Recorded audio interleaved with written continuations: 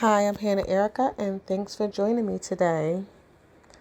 I got this piece from someone on the Facebook Marketplace that was giving it away. I did a little bit of sanding to kind of see what's going on with it. Did some research. It's called a demi-lune kind of table. Originated with the French. This is not wood that I'm working with, which was a little disappointing. So I decided I was going to have to paint the entire piece. I did want to save something, but then I said don't play games. It's an older piece, and since it's not all wood, it is best to just paint all of it and don't play around with sanding it too much.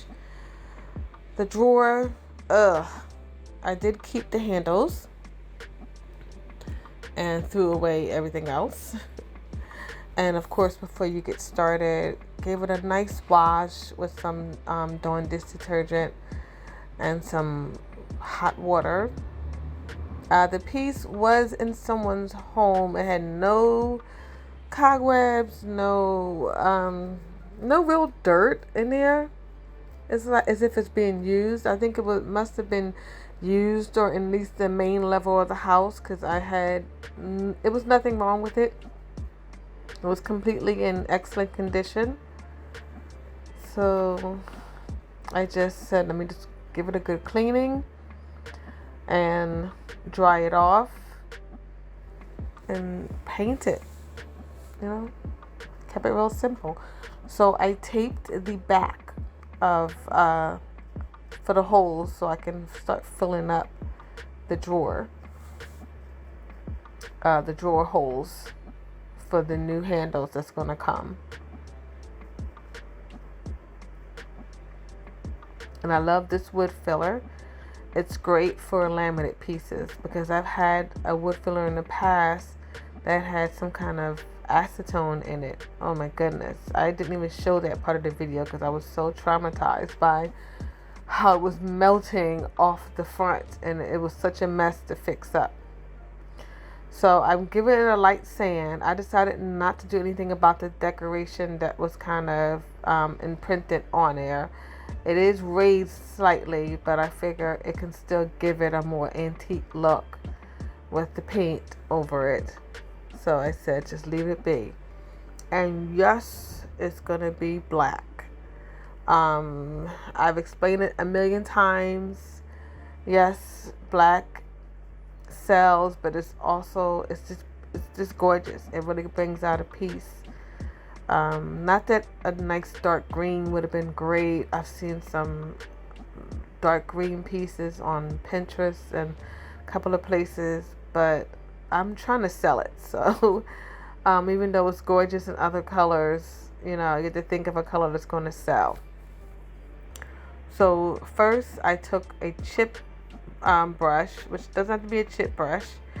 It can be any kind of paintbrush, and I'm just making sure I apply it nice and even, and make sure it's not too much.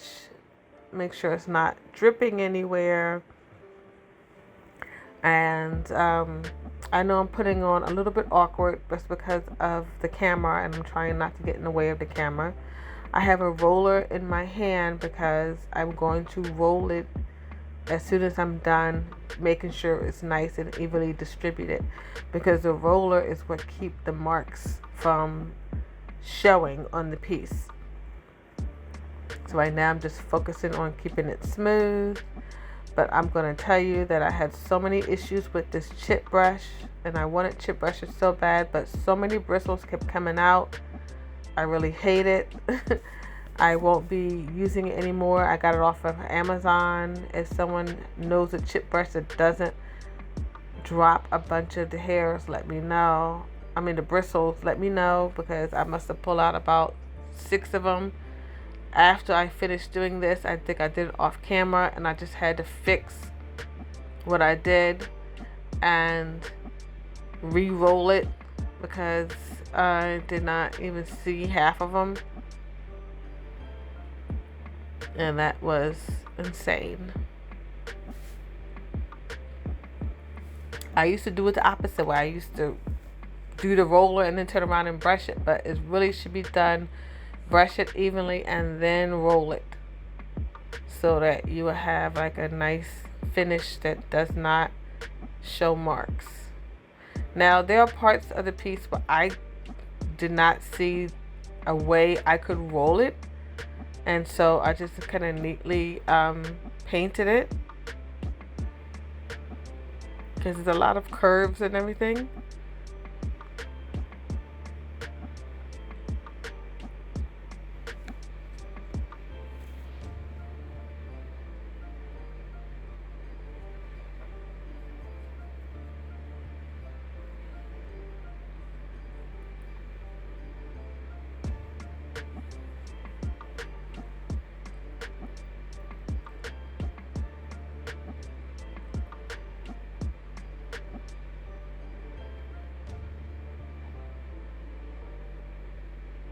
And as you can see, I changed my brush out, if I haven't mentioned it before. This is a really old reliable brush. I'm trying to remember the name of it. I know I got it at Home Depot. Really short. Probably in the Purdy family somewhere.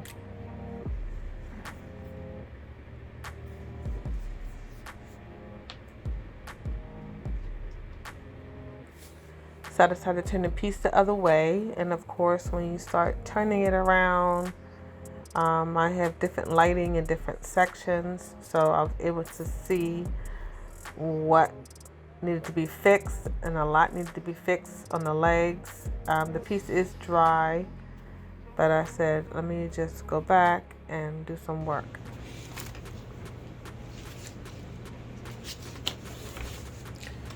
Came up with this clever idea. I just love my clever ideas.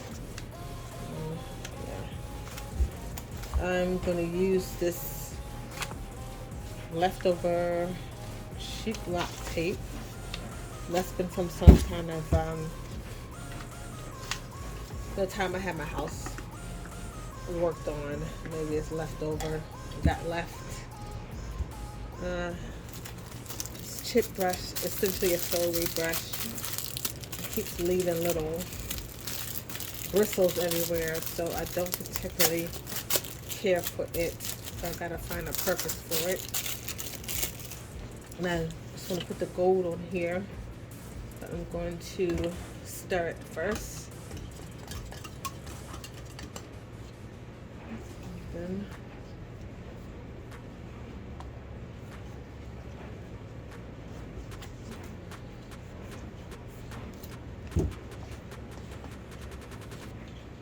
okay, didn't think it through all the way.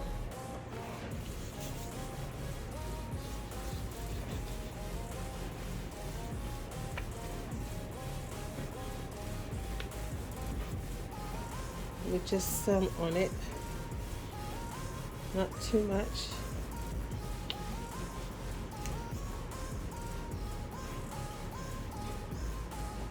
Of course, there's bristles on this. I really hate this brush.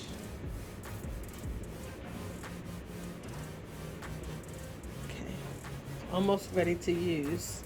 Just a little too much. Just a little bit less. A little bit less.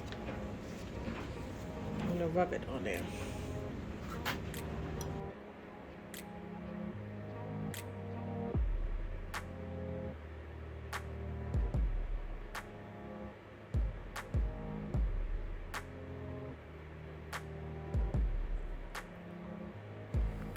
I wanted to give it more of an antique-y effect. That's why I didn't just brush it on with a paintbrush. I thought this would kind of just rub on a little bit. This country chic I got from my older daughter. She sent it to me as a present, and I thought that was really nice. And I had it for a while, and I said I need to start using it. It's a clear top coat. I just get so nervous when I put a top coat on, I'm gonna tell you that. I did a little test section just to see how it smooths and goes on.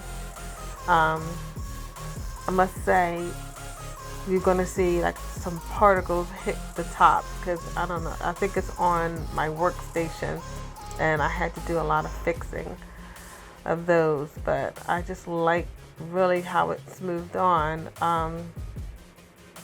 I didn't know the effect. It's more than satin to me. I think it turned out glossy in the end. But it's here. I used it. If anything is going to be glossy, this piece can handle a glossy look. I just wanted to make sure it went on evenly. I want to make sure there was no bubbles and no surplus amount. Just making sure I rub it in as neatly as possible. Also, it definitely would need 2 coats. I guess at some point I start noticing the particles and starting getting rid of them. But I actually noticed more after I finished, applying it, and then I walked around and saw more, and I had to remove them carefully not to ruin the paint, and then apply another coat, to fix what I did.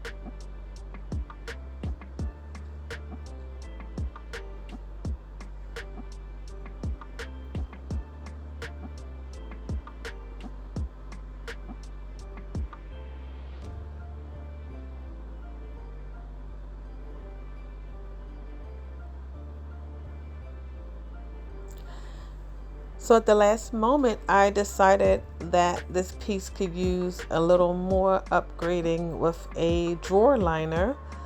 So I bought some peel and stick wallpaper. This was my first time doing this, so I was really nervous, and I watched a lot of tutorials, about 4. And my honey bear stepped in to help me out with the drawer handles.